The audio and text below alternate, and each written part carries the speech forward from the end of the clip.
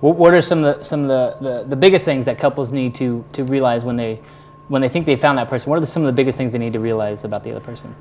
That you never want to take another person for granted. Of the couples I work with that fail, they do all these cutesy little things to catch each other. They say all the right things, and I think sometimes they mistake infatuation for love.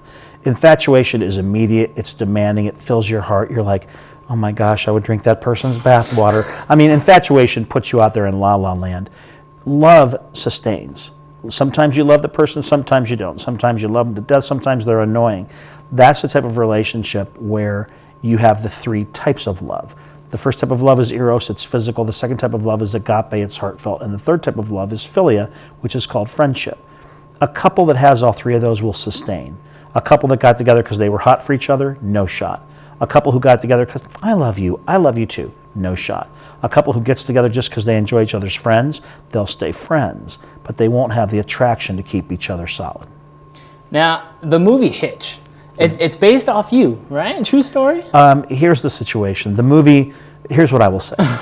Will Smith's portrayal of that character is so closely parallels my life that Sony Motion Pictures hired me to promote the movie all over the world, which I did. And I am called America's Real Life Hitch. And they're not going to say it's me. I'm not going to say it's me. They're not going to say it's not. I'm not going to say it's not. It's awfully close. It's pretty much my life. Aside from what he does on screen, I also do 200 live shows a year. So there's the difference. And one of the most memorable scenes in that movie is when he eats the wrong food. Tell us a little bit about how that happened. That absolutely happened to me. I had a show in Michigan at Grand Valley State University about 8 years ago. I went out for dinner beforehand. I had Pacific swordfish. Unbeknownst to me, Pacific swordfish can be laced with naturally occurring iodine. So I ended up puffing up like a balloon, much worse than he did in the movie. They gave me a shot of Benadryl at the emergency room. Then they gave me a couple packets. I took those. So by the time I took stage, I was wiped out on Benadryl. And I don't remember much about the show, but everyone had a good time and they booked me back. I wish I had it on YouTube. I think I'd be famous. But we had a good time. Now, when they were filming the movie, did they have you on set as a guide? No, if you noticed, you held up half my life right there. That's not even all my books. That's not the CDs. That's not my website. You know, I've even turned on shows like Sex and the City, and there's been other shows where I've seen absolute stuff from my website on screen in those shows. So in today's world, you don't need to meet anyone to do anything. You can go to their website, you can read their materials, you can interview them, you can ask other people, ask the audiences about what they went through. But remember the movie Hitch where he walks out and hands the puppy to that guy and the guy lays down the woman? That was absolutely from my show. He walks out and says, hey, life isn't measured by the breaths we take, it's measured by breathtaking moments. I used to walk out on stage and say that exact quote. I used to talk about the reasons that women, he says, no woman wakes up today and says, I don't want to be impressed, I don't want to meet the right person. I used to walk out and start my show like that. The movie is almost in the exact order of one of my older shows. Mm-hmm. It's crazy. So are you proud of the movie? Am I proud of the movie? I thought it was cute. I think it's fun.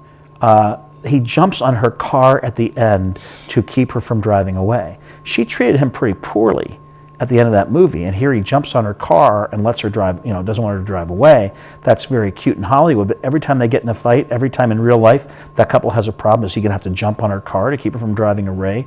I wasn't real thrilled about that part, and the clandestine part of it and the secretive part of it, I'm pretty open in my career. I help people, websites, MySpace, Facebook today. It's just not the same, but it's a cute movie. It wasn't Oscar worthy, but it was nice, and a lot of people have enjoyed it. A lot of people say it's their favorite movie. I personally, that is one of my favorites, actually. I thought it was a great movie. I thought it was a great story, everything. Bravo on that, getting a movie based off it. I think that's really, I think that's incredible.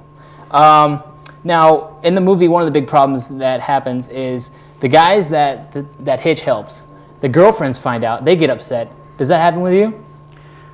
I don't think it does happen with me because here's the difference. Like that was a Hollywood script. So here he's trying to help Kevin James meet this billionaires. The guys that I work with mostly, they just need help getting out of their own way. They can't even talk to a woman. They don't know what to write to a woman. They don't know whether or not that woman's giving them the clues or cues that they are interested in them.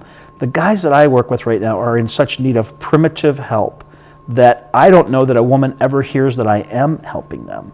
And if she did, I would hope that she would just go, you thought so much of me that you sought some help from the outside to help. That's very sweet. Instead of, you needed so much help, you're such a loser, you couldn't win me on your own.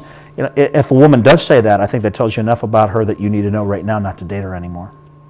So, what was one of your favorite clients to help, and that maybe they got married or something at the end that just made you feel proud?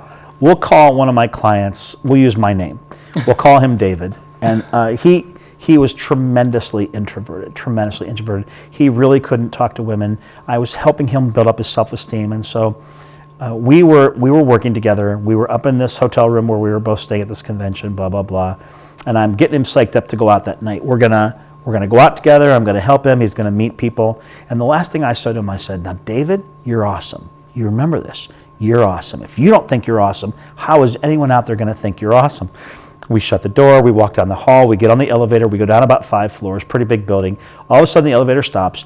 On walks 3 of the most beautiful women you've ever seen in your life. They shut the door, hi, hi, hi, hi. We're heading down. He looks at me, he looks at them, he looks at me, he looks at them, and he goes, I'm awesome. I'm awesome. They go, oh, and they hit the next button and got off on the next floor. I hit the button, we went back up, and we worked on him a little bit longer before we went back out. But he had the right intentions. Mm-hmm. Now, how well do you feel that your work is impacting these people for years down the road? I'll let you answer that. My show took about an hour and a half tonight, maybe a little longer. It took us how long to leave the room? It took us probably half an hour, probably. At least. It was closer to an hour before we could even get out of the room. Why? Nobody left. And that's the way it is almost every night. It's almost like a receiving line forms, like you're going to a wedding or you're trying to get... Everyone wants their 5 minutes with me because throughout the show, I have validated feelings or experiences that they're having, and they think that I can bring them the help that they need.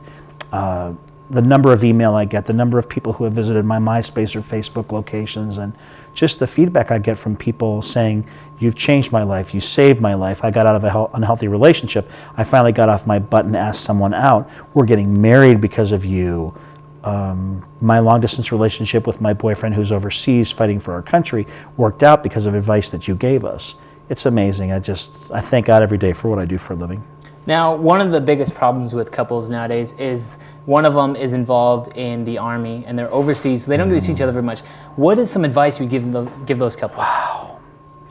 The military relationships. First of all, this is not my website, but it's the best website in the world for people who are involved in military love relationships. It's called handcontact.org. Hand2handcontact.org. Her name is Allison Crane. She's worked in the Army forever. She's just the foremost expert in the world on military relationships. And what people have to know is that when someone is fighting for our country, the Army comes first. Our country comes first. So if we don't hear from them for a while, if they get deployed, if they are told to jump, it's how high. It's kind of difficult to date or marry someone in the military because at the best, you're number 2, at the best. And then I personally believe once we have children, our spouse is never again our number 1 priority. People go, what do you mean once you have kids, they're never your number 1 priority? If you're standing right here, your child's over here and your spouse is over here and there was a bullet shot, you don't know where it's going, where are you stepping? You're stepping in front of your children. None of us would ever let anything happen to our children. We would hope it would just graze our spouse and they would be okay. So between the military and the family life, it's very difficult. What's my suggestion for them? Don't have unrealistic expectations about the number of times you can communicate. The stronger your relationship going in, the stronger your relationship going out. If it's marginal going in, there's a pretty decent chance that one or both parties might cheat on each other. They're not easy. No long-distance relationships are easy. Then put someone on another continent 16 hours, 18 hours away. Wow. Your movie is Hitch. Another date movie that's got a lot of attention lately is He's Just Not That Into You. You mentioned that in your show. What are your thoughts on that movie? I have, believe it or not, I haven't seen it yet. I've seen a ton of clips. I've seen YouTube clips and that stuff, and I think I get the picture. I don't think you need, from what I've seen and for really good friends of mine who know me well, they don't like the way it makes women look. They don't think women are as clueless as that movie makes them look, or that they're that stereotypical as that. But I haven't seen it, so I can't say that. I don't think you need an entire movie to know whether or not a guy isn't. You're a guy. If you're interested in a woman, doesn't she know pretty darn quickly? Hopefully.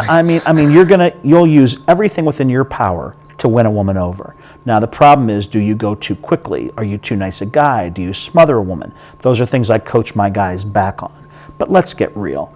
You know, if you meet a guy, if a woman meets a guy and she doesn't hear from him for 7 to 10 days, he's either a player, taken, cheating, gay, or has moved to another country. There's nothing good that says after 7 to 10 days, then he comes back and goes, hey baby, how you doing? Like nothing happened. Then he's doing that with 2, 3, 4 other people. He might be married, he might be taken, he might be gay, he might be bi.